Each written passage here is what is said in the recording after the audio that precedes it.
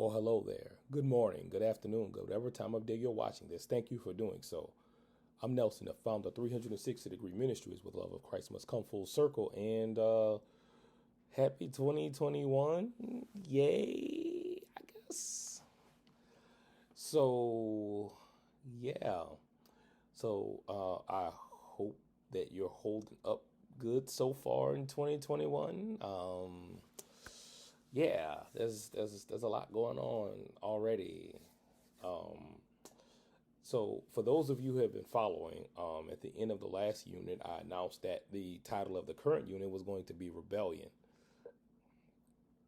So yeah, I didn't do that timing on purpose. That was literally God.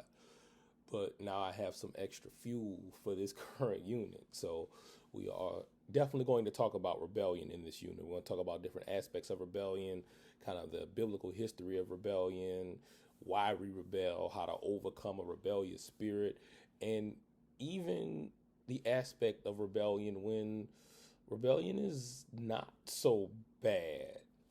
Yeah. So what I want to do now is for the sake of the unit, I wanted to define what rebellion is, and for the sake of this unit, rebellion is simply a refusal to follow authority. A refusal to follow authority, and whether that be a conscientious refusal, or maybe we're talking about some sort of fundamental spiritual disadvantage that disallows us to follow the appropriate authority. You know, like we talked about in generational curses, you know, that part. So what I want to do now is I actually just want to dive straight into the scripture, or not.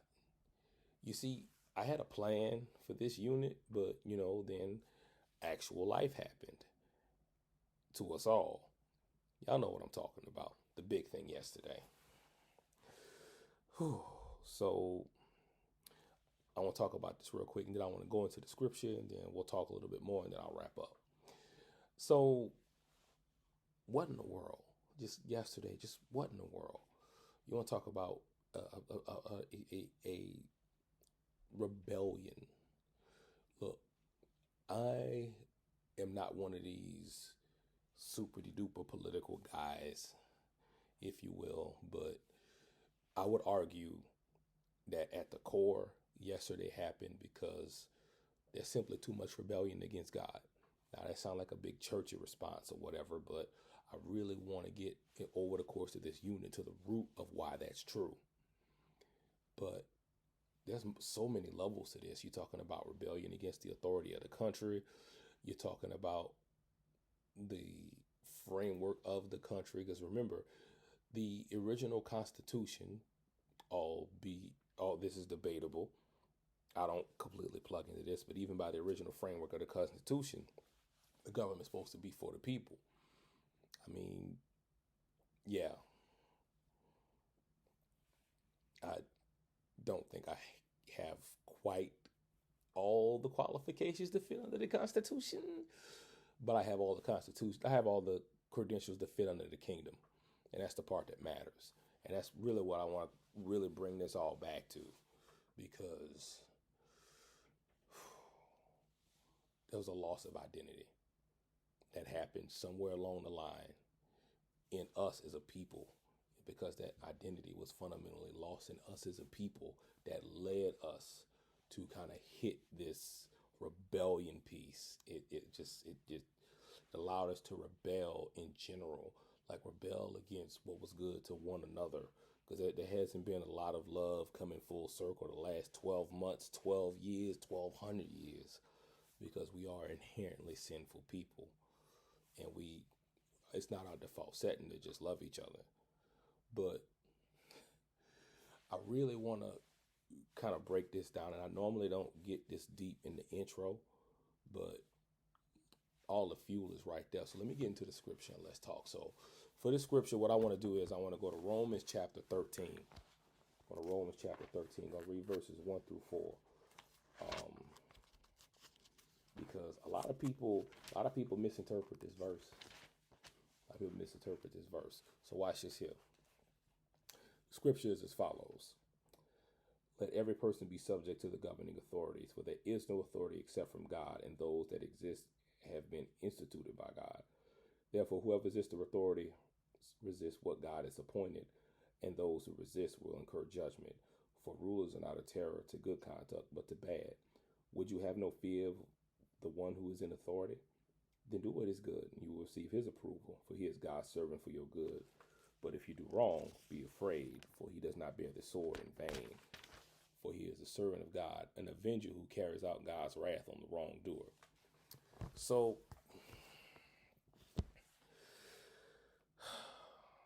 I'm going to call you out real quick. So, there's a friend of mine who has this term called Republican Jesus. Now, I'm not taking a distinct political stance here, but a lot of people kind of believe that, because I'm in this particular political party, that God is behind me. And nothing could be further from the truth, because you do hear a lot of people, and look, a lot of people say that, hey, this is my president. I mean, 10 years ago, there was a different group of people saying, this is my president, this is my president. We identified with the politics of it. And then now there's another group of people that's saying, this is my president, this is my president. I love my president, I love my president. And I'm just like, did we miss the part where we're supposed to love God? Now watch this here. I would argue for at least the last 100 years, even more so, that we haven't been getting the presidents that the presidents or the authorities that God has designated for us, but the ones that God has turned us over to. That's that Romans 1 piece. God's made himself very plain, and if you don't follow the things of God, he'll turn you over to your stuff. So don't get it flipped. Whether it's the guy coming in or the guy headed out or the guy before him or the guy before him, these aren't authority figures that God has given us. These are authority figures God has given us to because of rebellion. So watch this here. So let's bring it back full circle, no pun intended. The idea that how dare you rebel against the country? How dare you rebel against the democratic process? These are the same people, a lot of these same people, that don't bat an eye at rebellion against God because God's not real to them. But if you take a deep dive into government itself, you'll find out just how real God is. But yeah, the government was originally instituted by God. Originally, the concept of government, not the government we have now. No. Again, God turned us over to this government, and it's just not good. But when you have rebellion against God, it's kind of a domino effect. You start with the rebellion against God, then you get the disorder, then you get the dysfunction, then you get the chaos. We at the chaos phase now. And that chaos manifests in multiple areas. It's manifesting in multiple areas. I mean, we've heard this whole new normal thing. Well, first of all, the new normal ain't normal. It's very abnormal. And you get abnormality when you rebel. You don't get peace. You don't get steadiness. You don't get those kind of things when you rebel. When you rebel against the appropriate authority, this is just what happens. This is the fruit of years and years and years and years and years and years of rebellion. Now, when I say don't rebel against God, I'm not talking about rebelling against. I'm not talking about like the churchianity stuff. You can't do this. You can't do that. How dare you do this? How dare you be like that? And you can't do this and you can't do that. What we have to understand is that while God is a God of order, he is a God of love first. And that's what we departed from first. We departed from love of him. We departed from love of each other. We found ways to be superior to each other, to try to put a foothold in it, because we didn't have enough security in God to say, all right, well, God say, love my neighbor, I'm gonna love my neighbor. God gonna take care of me. He's just gonna take care of me. We have to be in control. And we have to be in control. And by not following God's will, we tried to seize control out of his hands. Well, we don't know what we're doing, so God turned us over to our dysfunction.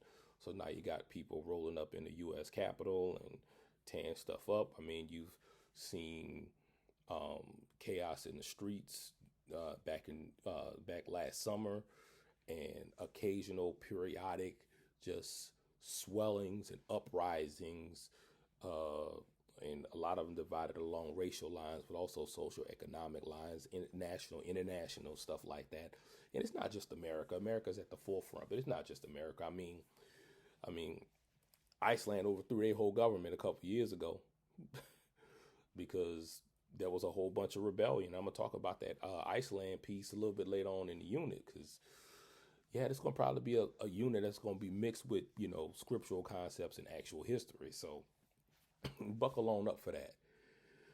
So with that said, look, what's the point? The point is that if you rebel against a genuine authority that has their best interests out for you, and that can only come from on high. It can only come from the precepts on how you judge a tree by the fruit. United States government ain't passed that test in years, decades, if you will. But if you do it that way, if you judge a tree by its fruit, and if you depart from the tree with the good fruit, well, if you ain't with the tree with the good fruit, what other tree you gonna be?